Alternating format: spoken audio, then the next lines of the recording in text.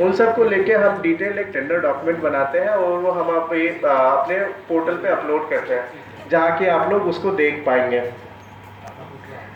उसके बाद जैसे पोर्टल पे अपलोड हो गया, उस एक सर्टेन टाइम लाइन होता है आप लोगों को कि आप अपना बिड उस ड्यूरेशन में सबमिट कर सकें। एक टाइमलाइन के बाद जैसे वो टाइमलाइन ख़त्म हो गया, फिर हम आप जो ऑफ़र सबमिट करते हो उनको हम ओपन करके इवैल्यूएशन के लिए डालते हैं कि आपने जो हमारी रिक्वायरमेंट थी उसके अकॉर्डिंगली आपने अपना ऑफ़र डाला है कि नहीं, जो आपने ऑफ़र डाला है वो हमारी रिक्वायरमेंट को फुलफिल कर पाएगा कि नहीं, इसके लिए फिर इवैल्यूएशन होगा। फिर उसके बाद जैसे आपका ऑफ़र टेक्निकली क्वालिफाई हो गया और आपने जो प्राइस दिया है वो भी क्वालिफाई, आप सबसे लोएस्ट प्राइस आपने अगर डाला है तो फिर आपको वो जॉब अवार्ड होता है, फिर आप हमसे जुड़ पाएंगे।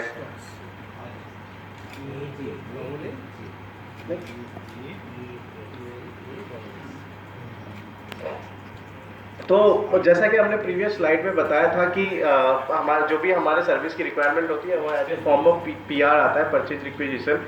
तो इस स्लाइड्स में उसी के डिटेल में मेंशन किया हुआ है क्या क्या हम, जो मैंने ऑलरेडी एक्सप्लेन कर दिया पीआर के कंपोनेंट क्या क्या है। नेक्स्ट।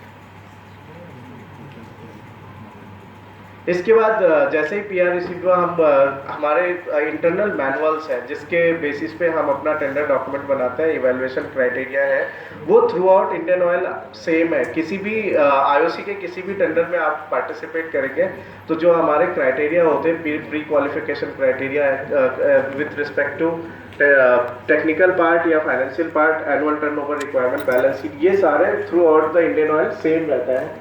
तो सब मैनुअल्स हैं जो हमारे रिक्वायरमेंट्स फॉर्म ऑफ टेंडरिंग में ये गाइड करते हैं। तो ये इन मैनुअल्स के बेसिस पे हम अपना टेंडर डॉक्यूमेंट बनाते हैं। ये सारे मैनुअल्स जो है DOP department of public expenditure के इन लाइन पे है।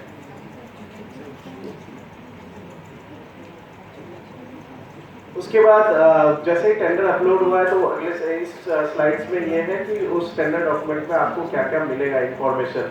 तो सबसे पहला है नोटिस इनवाइटिंग टेंडर, जो कि जस्ट है हमारे पूरे रिक्वायरमेंट का एक जस्ट है कि हमें क्या सर्विस चाहिए, ड्यूरेशन, क्वालिफिकेशन क्राइटेरिया, वो एनआईटी में मिलेगा।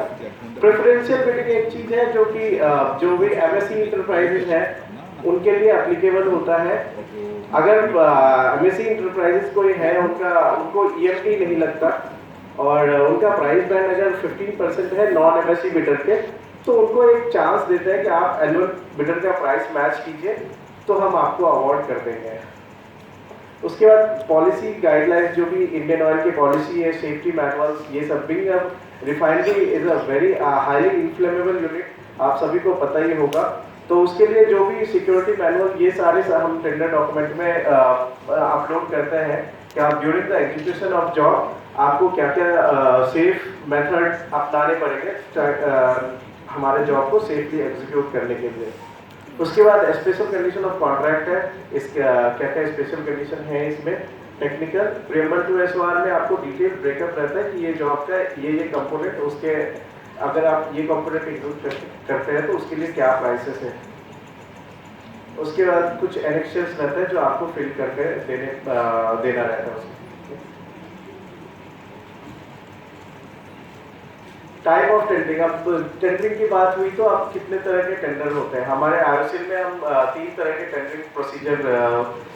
टेंडरिंग करते हैं, ओपन टेंडर, लिमिटेड टेंडर और सिंगल टेंडर। सिंगल टेंडर वैसा टेंडर जो कि किसी का प्रोप्राइटरी आइटम है, वो कहीं और से हम सोर्स, जैसे आप किसी कंपनी का सामान लेते हैं, मान लीजिए मैं एग्जांपल के लिए बोल रहा हूँ, आप सैमसंग का अगर कोई सामान खरीदे हैं घर पे तो उसकी सर्विसिंग के लिए आप सैमसंग को ही बुलाते हैं, किसी और से सर्विसिंग कराते नहीं हैं। तो ऐसे टेंडर्स जो है, जो कि हमारा जो ओरिजिनल इक्विपमेंट सप्लायर है उसी से उसकी सर्विसिंग कराते हैं, तो ऐसे टेंडर्स जो होते हैं वो सिंगल टेंडर में आते हैं। उसके अलावा ओपन टेंडर है, ओपन टू ऑल है, सभी लोग पार्टिसिपेट कर सकते हैं। और जैसा कि सांद्रा सर ने बोला था, आप सभी लोग हमसे जुड़ सकते हैं। If tender value is less than 5 lakh, आपको कोई भी डॉक्यूमेंट देने की जरूरत नहीं पड़ेगी। आप सीधा पोर्टल पे खोलेंगे, अपना बिड सबमिट करेंगे, यू आर इंटरेस्टेड, अपना प्राइस सबमिट करेंगे कि इस सर्विस के लिए मैं ये प्राइस में देने के लिए तैयार हूँ, तो फिर आप अगर आपका प्राइस सबसे लोवेस्ट आया तो हम आपको सीधा अवार्ड कर सकते हैं।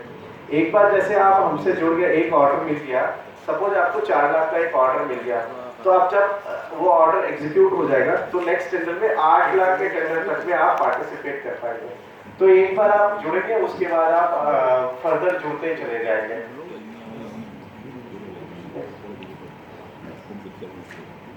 ये हमारे टेंडरिंग पोर्टल है। अभी तो 90% 95% टेंडर्स जो होते हैं वो जेम के थ्रू होता है। जेम से कितने लोग फेमिलियर?